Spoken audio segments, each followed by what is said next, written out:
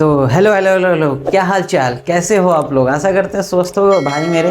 लगातार अपनी प्रिपरेशन आप बूस्ट करते आ रहे होगे अपने प्रिपरेशन को, और अच्छे तरीके से प्रिपरेशन करते आ रहे हो अभी तक। चलिए आज हम लोग स्टार्ट करने वाले हैं केमिस्ट्री का पहला chapter, class 10 chemical reaction and equation. पीछे आपको हेडिंग दिख रहा होगा। और चलिए ये तो बता दें, बहुत ज़्यादा बड़ा तो चैप्टर नहीं है, लेकिन इससे बहुत ज़्यादा वेटेज आता है। 5 से 10 नंबर का क्वेश्चन इस अकेले चैप्टर से आता रहता है। हर बार आपको बता दें, हर बार एक न एक या दो क्वेश्चन इससे रिपीट करता ही करता है। तो बहुत उस एग्जाम वाइज देखें तो बहुत ज़्यादा इंपॉर्टेंट हो जाता है ये चैप्टर। बात करते हैं पहले तो केमिकल रिएक्शन क्या होता है। चलिए पहले बात करते हैं केमिकल रिएक्शन। कहीं कहीं ना आपको केमिकल रिएक्शन की जगह ना केमिकल चेंज मिल जाएगा। क्या मिल जाएगा? केमिकल चेंज लिखा हुआ मिल जाएगा। क्या मिल जाएगा? Chemical change. तो देखना भाई मेरे कि क्या होता है केमिकल रिएक्शन और केमिकल चेंज। तो जब कोई भी रिएक्टेंट किसी रिएक्शन में पार्टिसिपेट करता है तो जब प्रोडक्ट में चेंज होता है तो नए प्रोडक्ट का फॉर्मेशन होता है, और जब नया प्रोडक्ट बनता है तो नए प्रॉपर्टीज के साथ बनता है। किसके साथ बनता है? नए प्रॉपर्टीज के साथ। जैसे कि फॉर एग्जांपल, एक एग्जांपल लेते हैं, मैग्नीशियम का रिएक्शन करवाते हैं O2 के साथ। किसके साथ रिएक्शन करवाते हैं? O2 के साथ। जब इसको तुम हीट करोगे भाई मेरे, जब इसको तुम हीट दोगे तो बन जाएगा मैग्नीशियम का ऑक्साइड, MgO बनेगा। क्या बनेगा? MgO। क्या? ये जो मैग्नीशियम का ऑक्साइड जो बनता है ना, इसका व्हाइट PPT होता है। कैसा होता है? व्हाइट PPT क्या होता है भाई मेरे?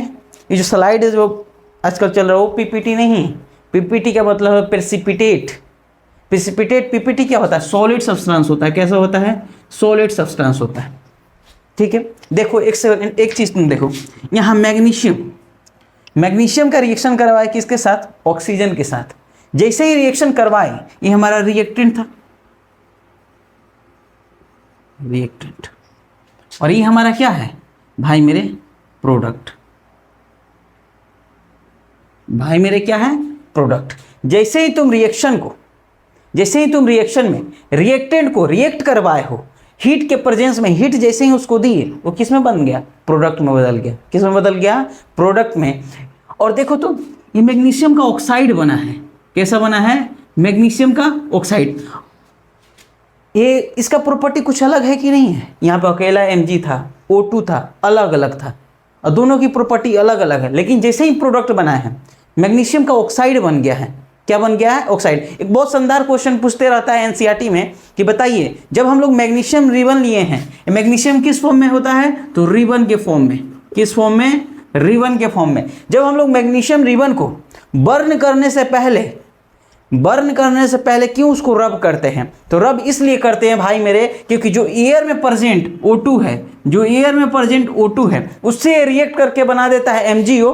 और जैसे ही आप मैग्नीशियम रिबन को जलाना चाहिएगा तो नहीं जलेगा, क्योंकि उस पर क्या है? एक लेयर, एक कोटिंग चढ़ गया है मैग्नीशियम ऑक्साइड का। आपको जब भी उसको जलाना पड़ेगा तो क्या कीजिए? सैंड पेपर से उसको रब कीजिए, और जैसे ही आप रब करोगे तो मैग्नीशियम ऑक्साइड का लेयर हट जाएगा। फिर उसको आप क्या कर सकते हो? इजीली बर्न कर सकते हो। लेकिन NCERT का पहले ही पेज पे देखिएगा, एक ये रिएक्शन दिया हुआ है वहाँ पे, और पहला इससे क्वेश्चन भी पूछा हुआ है। आपको जाके उधर पीछे क्वेश्चन में देखिएगा तो वहाँ पूछा हुआ है कि बताइए, मैग्नीशियम रिबन को जलाने से पहले हम सैंड पेपर से रब क्यों करते हैं? तो रब इसलिए करते हैं क्योंकि एयर में प्रेजेंट जो ऑक्सीजन है उससे क्या करता है? रिएक्ट करके मैग्नीशियम ऑक्साइड में बदल जाता है। तो हम लोग बात कर रहे थे केमिकल चेंज। देखना भाई मेरे, ये कुछ कंपाउंड है, ये कुछ एटम है या मॉलिक्यूल एलिमेंट है, यहाँ पे कुछ मॉलिक्यूल है ऑक्सीजन का।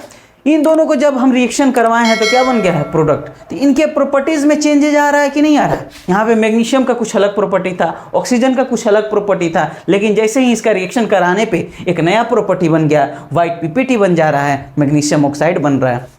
कोई दिक्कत? ठीक है, तो चलिए अब इसके आगे हम लोग बात करते हैं। बहुत ही शानदार केमिकल चेंज क्या होता है, इन सब चीज़ों के बारे में जानते हैं। चलिए कुछ कैरेक्टरिस्टिक फीचर हम लोग पढ़ लेते हैं कि केमिकल रिएक्शन का कुछ कैरेक्टरिस्टिक फीचर क्या है। जैसे कैरेक्टरिस्टिक फीचर की बात करें तो कैरेक्टरिस्टिक फीचर एक ट्रिक से आप लोग याद कर सकते हो, फैक्ट।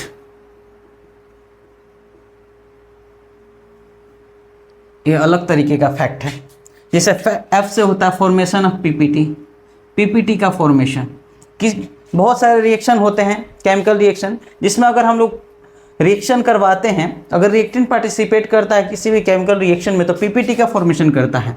बहुत सारे रिएक्शन ऐसे होते हैं जो गैस इवॉल्व करते हैं, अपने से गैस रिलीज करते हैं, जैसे hydrogen gas, carbon dioxide gas, oxygen gas, gas evolve करते हैं। बहुत सारे रिएक्शन होते हैं जैसे कि कलरलेस होते हैं, बाद बाकी अगर रिएक्शन में जब प्रोडक्ट में वो बनते हैं तो वो कलरफुल हो जाते हैं, कलर्ड देते हैं, कलर नेचर के हो जाते हैं। बहुत सारे ऐसे रिएक्शन हैं जिसमें एक्सोथर्मिक नेचर का होता है, कोई इंडोथर्मिक जिसमें हीट देना पड़ता है तब वो प्रोडक्ट में बदलता है। किसी ऐसा भी होता है कोई रिएक्शन जिसको क्या करो आप रिएक्शन करवाओ तो हीट वहाँ से रिलीज होता है सिस्टम से, जैसे कि चूना पानी तुम लोग देखे हो घर पे चूना, उसको क्या करते हो पानी डालते हो, हीट सिस्टम से क्या होता है हीट रिलीज होता है और उस सिस्टम में हीट बढ़ जाता है, टेम्परेचर बढ़ जाता है, होता है कि नहीं होता है, होता है। तो टेम्परेचर देना शुरू करता है, इंक्रीज कर जाता है या फिर डिक्रीज कर जाएगा। और बहुत सारे होते हैं जिसका स्टेट बदल जाता है, मान लो सपोज सॉलिड नेचर का है, अगर उसको हम लोग रिएक्शन करवाते हैं उसका तो हो सकता है कि गैस बन जाए, हो सके तो लिक्विड बन जाए, ठीक है। उसका नेचर बदल जाता है, स्टेट बदल जाता है, क्या बदल जाता है, उसका स्टेट बदल जाता है। कोनो दिक्कत? चलिए इन्हीं चीज़ों के बारे में बात करते हैं। लेकिन एक चीज़ और, एक नोट पॉइंट करके लिख लीजिएगा, एक नोट करके लिख लीजिएगा भाई मेरे, किसी भी केमिकल रिएक्शन में जितने भी एटम पार्टिसिपेट करते हैं उनका नेचर, उनकी प्रॉपर्टी कभी नहीं बदलती है, इनकी प्रॉपर्टी कभी नहीं चेंज होगा। सपोज मान लो अगर हम यहाँ पे जिंक लिए हैं तो ऐसा नहीं है कि आगे जाके जिंक कुछ और बन जाए। ये हो सकता है क्या कि मान लो अगर जिंक का हम रिएक्शन करवाते हैं हाइड्रोक्लोरिक एसिड के साथ तो ZnCl प्लस H2S रिलीज होगा। ऐसा थोड़ी ना कि यहाँ जिंक लिए थे तो यहाँ मैग्नीशियम बन गया, ऐसा तो कोई कहानी नहीं है। मतलब अगर जिंक का एटम लेंगे या किसी भी एक पर्टिकुलर एटम लेंगे तो उसकी प्रॉपर्टी प्रोडक्ट में जाके बदलने वाली नहीं है। अगर वो पर्टिकुलर जिंक है तो उधर जाके जिंके रहेगा। कोनो दिक्कत? समझ में आया? ठीक है, एनसीईआरटी में बाकायदा लिखा हुआ है, पहले पेज पे जाके आप लोग पढ़िएगा। ठीक है, चलिए हम लोग देखते हैं कैरेक्टरिस्टिक ऑफ केमिकल रिएक्शन। हाँ, तो केमिकल रिएक्शन का कैरेक्टरिस्टिक क्या है तो जानने से क्या है हमारे पास ट्रिक? फैक्ट। क्या ट्रिक है? फैक्ट। फैक्ट तो आप लोग जान गए हो। ठीक, चलिए आज देखते हैं। पहला है फॉर्मेशन ऑफ पीपीटी। पीपीटी का फॉर्मेशन कैसे होता है तो भाई मेरे, जब भी हम लोग किसी रिएक्टेंट को रिएक्ट करवाते हैं तो प्रोडक्ट में क्या बन जाता है? पीपीटी। अच्छा, एक चीज़ और नोट करके कहीं लिख लीजिएगा, अगर कहीं पे आपको पीपीटी दिखा हुआ मिल जाए, पीपीटी या एरो इस तरीके से दिखा हुआ मिल जाए, मतलब पीपीटी है, बना है। क्या बना है? पीपीटी। तो पीपीटी हमेशा सॉलिड होता है। कैसा होता है? सॉलिड होता है। कैसा होता है? सॉलिड। कहीं भी आपको इस तरीके से दिख जाए इसका मतलब एक्वस है, ये पानी में डिजोल्व हो जाएगा। क्या हो जाएगा? डिजोल्व हो जाएगा, डिजोल्व इन वाटर। किस नेचर का है? वाटर में डिजोल्व होने वाला है। कहीं एक्वस दिख जाए, कहीं पीपीटी आपको दिख जाए तो ये कहानी समझना है वहाँ पे। और जो पीपीटी होता है ना, इनसॉल्युबल होता है। कैसा होता है? इनसॉल्युबल। कैसा होता है? इनसॉल्युबल। और कैसा होता है? सॉल्युबल होता है। कैसा होता है? सॉल्युबल।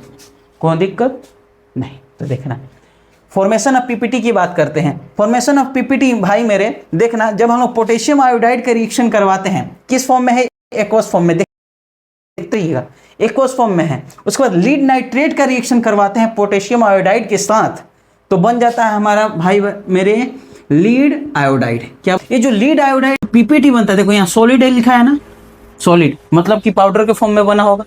ठीक है, सॉलिड नेचर का होगा। तो अगर ये सॉलिड लिखा है ना तो कैसा है? पीपीटी बना है। और पीपीटी बना है तो कैसा पीपीटी बनता है? Yellow PPT. कैसा बना है? Yellow PPT. कौन दिक्कत? कोई समस्या तो बताइए। ठीक, अब आइए आगे देखते हैं। बोल रहा है इवोल्यूशन ऑफ गैस। गैस का इवॉल्व होना, मतलब किसी भी केमिकल रिएक्शन में अगर बात करें भाई मेरे, तो रिएक्शन करवा रहे हैं तो वहां से क्या निकल रहा है? गैस। मतलब 5 नेचर का हो सकता है केमिकल रिएक्शन, या तो उसमें पीपीटी बन सकता है, या तो गैस का इवॉल्व हो सकता है, या तो उसका कलर चेंज हो सकता है प्रोडक्ट में, या तो उसके सिस्टम का टेम्परेचर बढ़ सकता है या घट सकता है, या फिर उसके स्टेट में बदलाव आ सकता है। 5 ही चीज होता है किसी भी केमिकल रिएक्शन में। देखना, पहला तो हम लोग पढ़ लिए पीपीटी, प्रिसिपिटेट।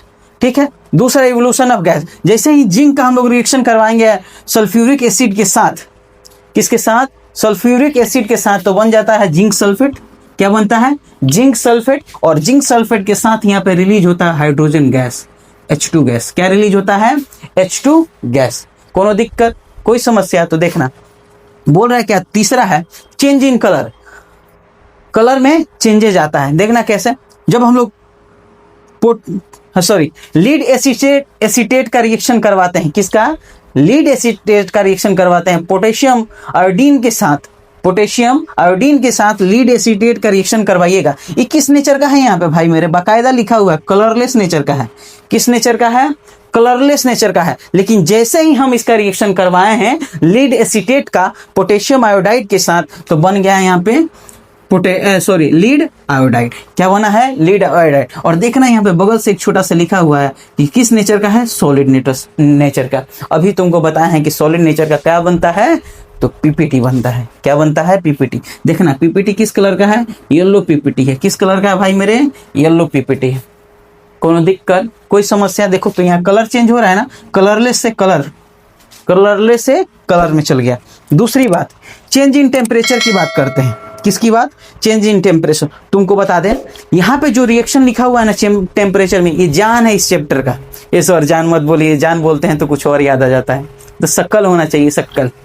चल ठीक है, इस चैप्टर का ही जान है, तो समझिए कि मोस्ट इंपॉर्टेंट अगर ये रिएक्शन है, इसमें चूना पानी से एकदम बहुत हद तक आता रहता है क्वेश्चन। मतलब इस चैप्टर का जान होता है, जान है सर, जान बोलते हैं तो कुछ और याद आ जाता है। ठीक है, तो ये इसको देखो, कैल्शियम ऑक्साइड को बोलते हैं क्विक लाइम। क्या याद रखना है? Quick lime. नाम याद रखना है, इस नाम से बहुत ज्यादा क्वेश्चन आते रहता है। तुमको कैल्शियम ऑक्साइड नहीं दिए रहेगा, बोलेगा क्विक लाइम का रिएक्शन करवाए हैं वाटर के साथ, तो क्या प्रोडक्ट बनेगा, इस तरीके से देगा तुमको। तो क्विक लाइम का जब रिएक्शन करवाओगे, मतलब क्विक लाइम मतलब कैल्शियम ऑक्साइड का रिएक्शन करवाओगे वाटर के साथ, तो जैसे ही इसका रिएक्शन करवाओगे तो बन जाएगा कैल्शियम हाइड्रोक्साइड। क्या बनेगा भाई मेरे? कैल्शियम हाइड्रोक्साइड, जिसको हम लोग स्लैक लाइम बोलते हैं। क्या बोलते हैं भाई मेरे? Slack lime. तुम ऐसे सोचो, ये विनोद करते ही तो हो गए, करता है कि नहीं?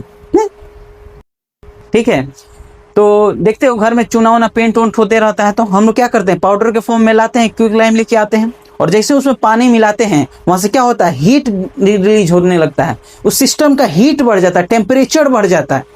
बढ़ जाता है कि नहीं बढ़ जाता है? बढ़ जाता है। उस सिस्टम का क्या होता है? टेम्परेचर बढ़ जाता है, वहां से हीट रिलीज होना शुरू होता है, उस सिस्टम का क्या हो जाता है? टेम्परेचर बन जाता है, और बन जाता है क्या? तो कैल्शियम हाइड्रोक्साइड। इसी को लिखा है वो व्हाइट वॉशिंग। तुम्हारे एनसीईआरटी में लिखा है, क्वेश्चन जिक्र किया है कि व्हाइट वॉशिंग करके जिक्र किया है तुम्हारे एनसीईआरटी में। ठीक है, तो देखना जब हम लोग कैल्शियम ऑक्साइड मतलब क्विक लाइम का रिएक्शन वाटर के साथ करवाएंगे तो क्या बन जाएगा? स्लैक लाइम बनेगा। देखो इस सिस्टम का टेम्परेचर क्या हो जाता है? बढ़ जाता है, इंक्रीज कर जाता है। क्या हो जाता है? इंक्रीज कर जाता है। कोई दिक्कत? अगला आते हैं, चेंज इन स्टेट। स्टेट में चेंज कैसे आता है भाई मेरे? बहुत ही सुंदर सा एग्जांपल। घर में तो कैंडल लाइट डिनर करते ही होगे हैं, शक्ल होना चाहिए उसके लिए। भगवान सुबह में क्या करना, उठ के शीशा देखना है, शीशा, शक्ल होना चाहिए। कैंडल लाइट डिनर करेगा। देखो हाँ, कैंडल का हम लोग क्या करते हैं, जब कैंडल किस स्टेट में पाया जाता है? सॉलिड नेचर में पाया जाता है। ठीक, कैंडल किस नेचर में पाया जाता है? सॉलिड नेचर में पाया जाता है। जैसे ही हम लोग क्या करते हैं, कैंडल को बर्न करते हैं या हीट देते हैं, क्या करते हैं? बर्न करते हैं। जैसे ही इसको बर्न करोगे तो कौन सा गैस रिलीज होगा? CO2 गैस रिलीज होता है, और उसके साथ साथ वाटर निकलता है। ये सर वाटर कहाँ निकलता है? वो तो फिर थोड़ी देर बाद रखते हैं तो मोम बन जाता है। भाई मेरे इंटरमीडिएट उसका क्या बनता है? बीच में कुछ थोड़ी देर के लिए पानी बनता है कि नहीं बनता है? बनता है। गैस वहां से कौन रिलीज होगा? CO2, और बीच में क्या पानी निकलेगा? वाटर। ठीक है, तो ये था चेंज इन स्टेट। पहले सॉलिड लिए थे, लेकिन उसके बाद वो क्या बन गया? गैस और लिक्विड बन गया। हाँ सर, थोड़ी देर बाद छोड़ते हैं तो वो क्या बन जाता है? फिर से सॉलिड बन जाता है। तुम लोग तो बहुत किया होगा, दिवाली के जब बीतता है तो क्या करता है, छत पे लेके चल जाएगा दियरी हैं, और एगो कुछ ले लेगा, ब्लेड उलेड ले, सुबह में खूब उसको निकालेगा, आके खूब उसको क्या करता है, देसी मोमबत्ती बनाई ले रहता है, सब बनाता है सब। ठीक है, चलो तो चलिए यहाँ तक ये हम लोग पढ़ ली। अब बात करना हम लोग को इक्वेशन के बारे में। किसके बारे में?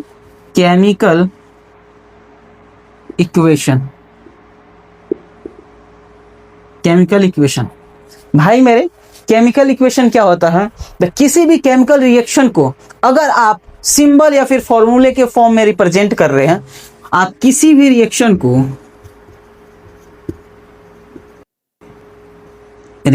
को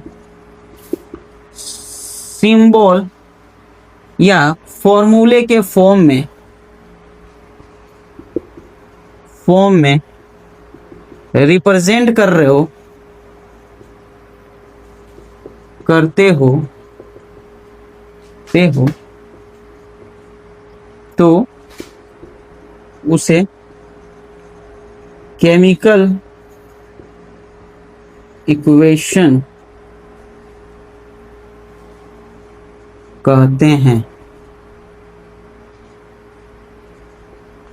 आप किसी भी केमिकल रिएक्शन को सिंबल या फॉर्मूले के फॉर्म में, when we represent a chemical reaction in the form of formula और symbol is called chemical equation.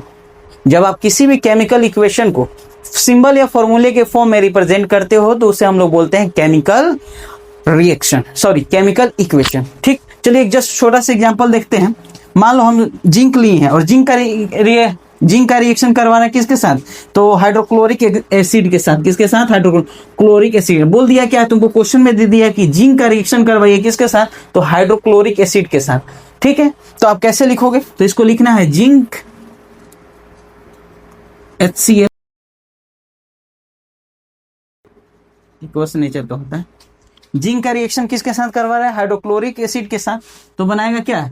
ZnCl, zinc chloride plus H2 gas यहां से क्या होगा? रिलीज होगा।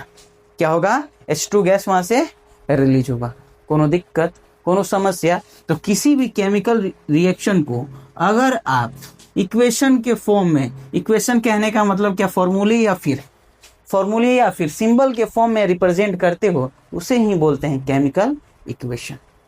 कोनो दिक्कत, कोनो समस्या, कोनो परेशानी तो बताइए, फिर हम लोग आगे बढ़ते हैं।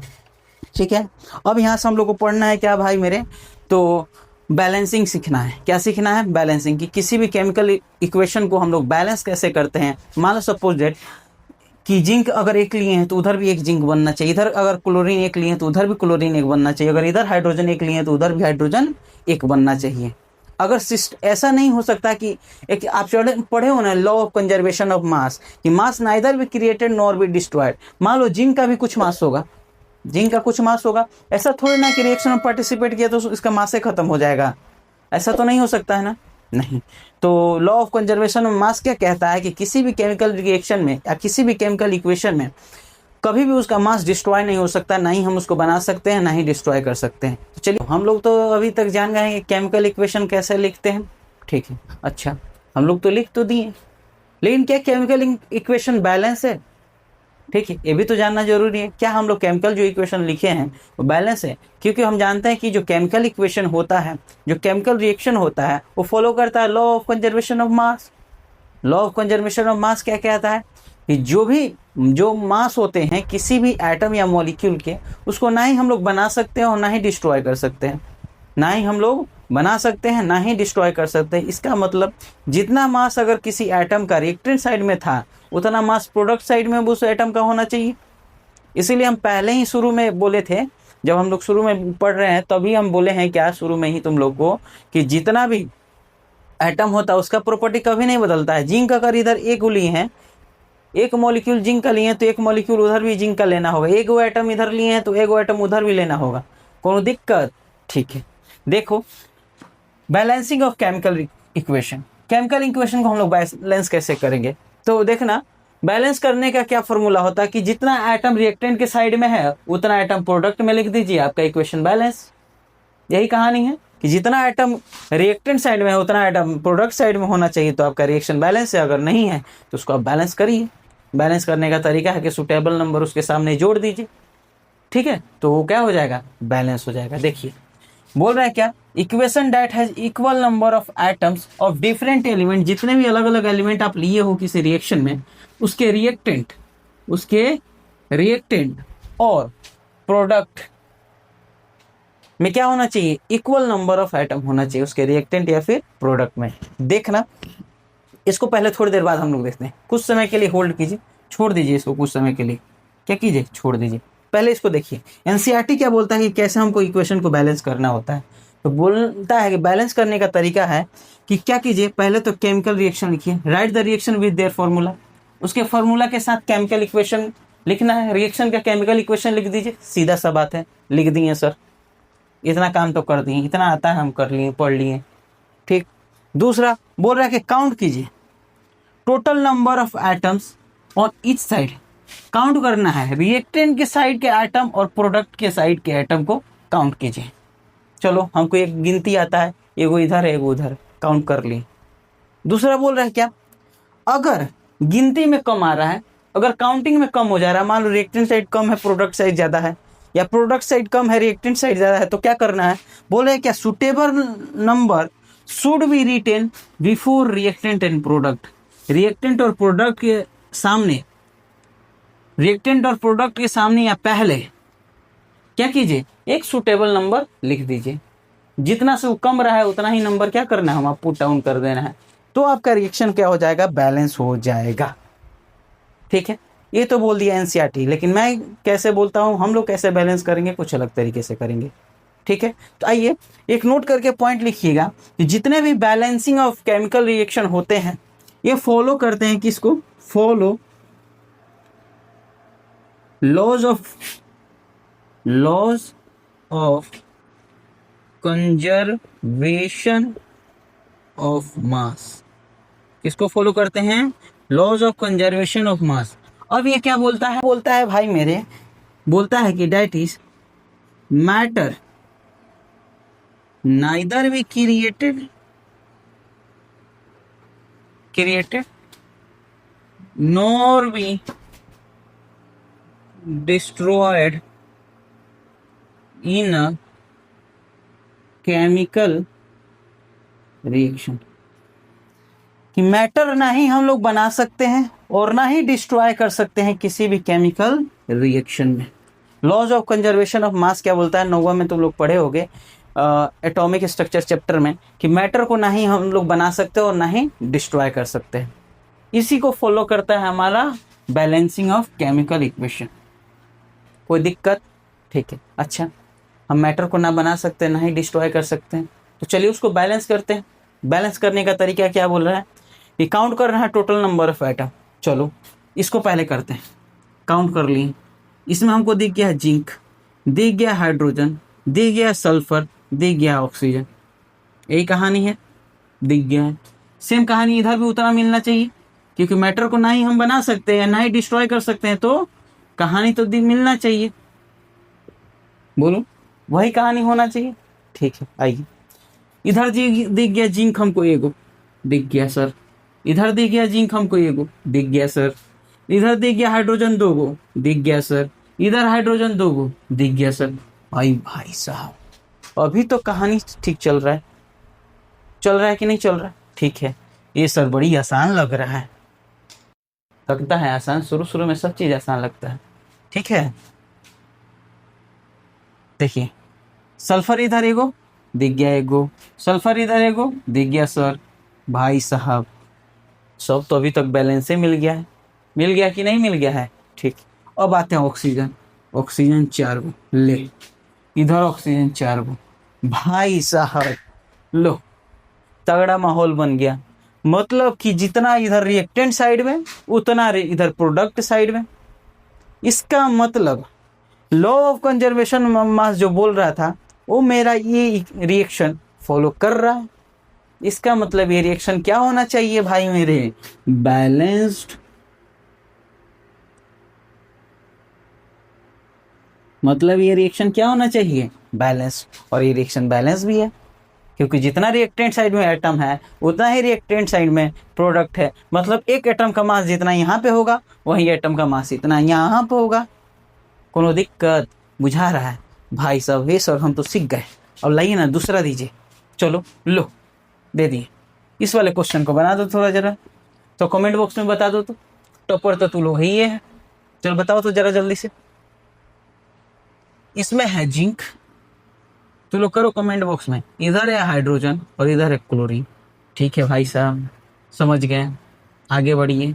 जिंक, क्लोरीन और हाइड्रोजन, एक्स्ट्रा तो कुछ नहीं जुड़ेगा क्योंकि एक्स्ट्रा कुछ लिए ही नहीं है, 3 आइटम लिए थे, 3 आइटम लिख दिए। जिंक इधर एगो, ठीक है भाई साहब, हाइड्रोजन इधर एगो, ठीक है भाई साहब, क्लोरीन एगो, ठीक है भाई साहब, जिंक एगो, भाई साहब अभी तक तो चल रहा है ठीक, क्लोरीन एगो, ठीक है, अभी तक तो कहानी ठीक चल रहा है, हाइड्रोजन दूगो, ले हो गया गड़बड़। ये भाई हाइड्रोजन इधर का, अभी हम लोग पढ़े कि लॉ ऑफ कंजर्वेशन ऑफ मास बोलता है कि ना ही मैटर को बना सकते हैं और ना ही डिस्ट्रॉय कर सकते हैं। लो, और उधर तो बना दिए हम डिस्ट्रॉय नहीं कर सकते हैं ना बना सकते, लेकिन इधर एगो था उधर दूगो बना दिए। लो, ये कहाँ से अवतार ले लिया भाई साहब। चलो ठीक है, अवतार ले लिया तो बैलेंसिंग, ठीक है कि नहीं है बैलेंसिंग। चलो बैलेंस करते हैं। करने का तरीका क्या है भाई मेरे, कि दोनों के तरफ नंबर क्या कीजिए, काउंट कीजिए, काउंट कर लिए, और उसको क्या कीजिए, रिएक्टेंट और प्रोडक्ट के साइड सुटेबल नंबर को बैठाइए, बैठा दिए। ठीक है, सुटेबल नंबर को क्या करना है, बैठाना है। अब कैसे बैठेगा भाई मेरे, देखना यहाँ तक में कोई दिक्कत तो बताओ। एक देखो तुम लोग के लिए एक अच्छा एक बता रहे हैं बैलेंस करने का, एक बहुत शानदार तरीका, एक ट्रिक बता रहे हैं। देखना, सबसे पहले अगर कहीं पे यहाँ पे लिख लो, आपके भाई का ट्रिक है। ट्रिक क्या है, यही फॉलो ही करना है, तो ऐसे ही सब कोई करता है। तो ट्रिक क्या है, कुछ नहीं, कुछ ट्रिक व्रिक नहीं होता है, सब दिमाग का खेल है। पहले बैलेंस करना होता है मेटल को, इसको मेटल को, और सर अब मेटल को कौन पहचानेंगे भाई मेरे, मेटल क्या हो गया, मेटल माने जो इलेक्ट्रॉन दे सकता है। 9वीं में तो पढ़ के आए होगे, मेटल नॉन मेटल नहीं पढ़ के आया है, पढ़ना है, पढ़ना जाके रिवाइज कर। ठीक है, मेटल, मेटल माने कहीं पोटेशियम दिख जाए, कहीं सोडियम दिख जाए, कहीं मैग्नीशियम दिख जाए, कहीं एल्युमिनियम दिख जाए। ठीक है, ये सब क्या होंगे, ये सब मेटल होंगे। एक और चीज जोड़ लो, और इसमें सबसे ज्यादा आता रहता है क्या, जिंक, एक्सेट्रा कर दो, जिंक इतना काफी है। कोई sodium, potassium, magnesium, aluminium, zinc, सब दिख जाए क्या है, मेटल है। आयरन दिख जाए, मेटल है। ठीक है, दूसरा बात करना है, उसके बाद बैलेंस करना है नॉन मेटल को, नॉन मेटल्स। ये सर मेटल यादें नहीं है तो नॉन मेटल कैसे याद कर लेंगे। नॉन मेटल याद करने का तरीका क्या है, जितने हमारे भाई साहब क्लोरीन है, ब्रोमीन है, सल्फर, नाइट्रोजन, कार्बन, फास्फोरस, ठीक है, फास्फोरस, ये सब क्या होंगे, नॉन मेटल। ठीक, उसके बाद बैलेंस तुमको करना है भाई मेरे। तो कहीं तुमको दिख जाए क्या, ऑक्सीजन, अगर ऑक्सीजन दिया हुआ है रिएक्शन में तो उसको बैलेंस करेंगे, और नहीं दिया हो उसको बैलेंस नहीं करेंगे। ठीक है, चौथा काम करना है तुमको क्या, हाइड्रोजन, लास्ट हाइड्रोजन। क्योंकि देखते हो ना, घर में सबसे छोटा बच्चा होता है, कुछ भी हो तो क्या करो, किस कहीं से गुस्सा है उसी को क्या करना है, बजा देना है। करता है सब कि नहीं करता है, करता है, करते हो ना, कहीं से उसको दिख जाए क्या करना है, बजा देना है। तो पीरियोडिक टेबल का सबसे छोटा सबसे छोटा कौन है, हाइड्रोजन है। ठीक, ये कहानी तब तक करना है जब तक क्या करो, बैलेंस ना हो जाए। Repeat until equation get balanced. जब तक इक्वेशन बैलेंस ना हो जाए तब तक इसी को क्या करना है, रिपीट करना। अब आइए, ये दिखा सर, जिंक दिखा हमको, जिंक मेटल दिख गया, माने मेटल इधर एगो, इधर सर मेटल एगो, माने हमारा मेटल बैलेंस्ड है। अब आइए, अब देखना है हमको क्या, नॉन मेटल। ये सर नॉन मेटल में आप ये नहीं लिखवाए थे, इसको अलग से लिखवाए थे हाइड्रोजन को। हाँ भाई, हाइड्रोजन को अलग से लिखवाए थे, क्या लिखवाए थे, क्लोरीन। देखना क्लोरीन एगो, माने क्लोरीन इधर देखो एगो। ये सर मेटल भी बैलेंस्ड, नॉन मेटल भी बैलेंस्ड, माने कहानी आ गया मेरा यहाँ तक तो ठीक है। अब आते हैं हमारा ऑक्सीजन। ए सर इस रिएक्शन में कहीं ऑक्सीजन दिया हुआ ही नहीं, तो इसको हटा देना है, गोली मार दीजिए, सीधा उड़ा दीजिए उसको, उड़ा दिए, ठीक, उसमें तो आगे ही हो, ठीक है। चलो अब देखना, अब है हाइड्रोजन। ये सर हाइड्रोजन दिख रहा है, दिख रहा है हाइड्रोजन, अब क्या किया जाए सर, देखिए तो क्या किया जाए। ये सर हाइड्रोजन इधर एगो, हाइड्रोजन उधर दो गो, दिख रहा है कि नहीं दिख रहा है, बोलो। हाइड्रोजन सर इधर दिख गया एगो, उधर हाइड्रोजन दिख गया दो गो, अब क्या करें सर, अब समझ में नहीं आ रहा है, तो समझ में कैसे आएगा, तो आएगा ऐसे कि देखो यहाँ पे ZnCl2 होगा, जिंक क्लोराइड बनेगा, एक चीज छूट रहा था, जिंक क्लोराइड बनेगा। ये सर क्लोरीन इधर दो गो है और क्लोरीन इधर एगो है, मतलब क्या कहानी फंस रहा है क्या, कि इधर क्या कीजिए दो गो लगा दीजिए, इधर यहाँ क्या कीजिए दो लगा दीजिए, क्लोरीन दो गो, हाइड्रोजन दो गो, कोनो दिक्कत, मतलब कि ये फॉलो करके हमारा रिएक्शन क्या हो गया है, अब क्या हो गया यहाँ पे, क्लोरीन दो गो, हाइड्रोजन दो गो, मतलब हमारा इक्वेशन क्या हो गया है, बैलेंस्ड हो गया है। बैलेंस्ड हो गया कि नहीं हो गया, हो गया। तो ये था बैलेंसिंग का कहानी। अब चलिए अब आगे हम लोग बात करेंगे कि कैसे हम लोग केमिकल रिएक्शन लिख सकते हैं, ठीक है। और एक चीज़ और तुम्हारे बुक में दिया है कि जो हमारा जब भी हम लोग केमिकल इक्वेशन लिखेंगे या रिएक्शन लिखेंगे, तो उसके साथ साथ ये भी दिखाएंगे, इंडिकेट करेंगे कि वो हमारा आइटम या मॉलिक्यूल या कंपाउंड जो भी लिए हैं वो किस स्टेट में है, या वो सॉलिड है, लिक्विड है, गैसियस है, क्या उस इक्वेशन में, क्या उस रिएक्शन में हीट देना पड़ रहा है या हीट निकल रहा है या उसमें चेंजेज आ रहे हैं, तो वो सब चीज़ें वहाँ पे क्या करना है, दर्शाना होता है, ताकि वो इक्वेशन अच्छे तरीके से इंफॉर्मेटिव लगे। अच्छा ये बताओ, यहाँ पे जिंक लिए हैं और HCl ले लिए, इंफॉर्मेटिव लग रहा है, खाली क्या पता चल रहा है कि जिंक किस स्टेट में, सॉलिड है कि लिक्विड है कि PPT बना रहा है, कुछ पता चल रहा है, नहीं चल रहा है। तो पता चलाने के लिए क्या करना पड़ेगा, इसके आगे इन्फॉर्मेशन लिखना होगा, क्या यहाँ हीट देना पड़ रहा है, हीट रिलीज हो रहा है सिस्टम से, कैसे पता चल रहा है, हाइड्रोजन जो लिए हैं क्या गैस है कि लिक्विड है, क्या है, कोई देखेगा तो कैसे पता कर पाएगा, इन्हीं चीज़ों को क्या करना होता है, लिखना होता है। चलिए अब अगले लेक्चर में आप लोग 2 लेक्चर में इस पूरे टॉपिक को कंप्लीट कर देंगे। आज पहला लेक्चर था इसलिए थोड़ा कम पढ़े हैं। कल हम लोग क्या पढ़ेंगे कि टाइप्स ऑफ रिएक्शन कितने टाइप के होते हैं, तो पहला पढ़ेंगे combination reaction, decomposition reaction, double displacement reaction और ऑक्सीडेशन एंड रिडक्शन, ठीक है, ऑक्सीडेशन एंड रिडक्शन रिएक्शन, जिसको हम लोग रेडॉक्स रिएक्शन के नाम से भी जानते हैं, ठीक है। और उसके बाद 2 टॉपिक और पढ़ना है, रेंसिडिटी और कोरोजन, मतलब ये 4-5 टॉपिक जो है हमको पढ़ना है अगले लेक्चर में, ठीक है। तो अगले लेक्चर में इसको कवर करेंगे। आज के लिए इतना ही, फिर मिलते हैं अगले क्लास। जय हिंद।